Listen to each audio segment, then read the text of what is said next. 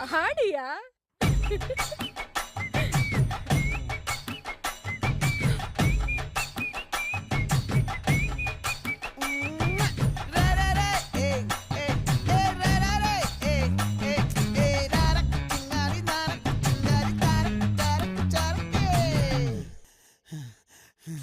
விளைஞ்சிருக்கும் என் வெத்தலை கொடி அட வளைஞ்சிருக்கும் ஒரு சன்னல் வெடி தோட்டா ஒரு கண்ணால தொலைஞ்ச ஒரு பொண்ணால வாகா இந்த வம்பால வல விரிச்சிட வந்தாளே.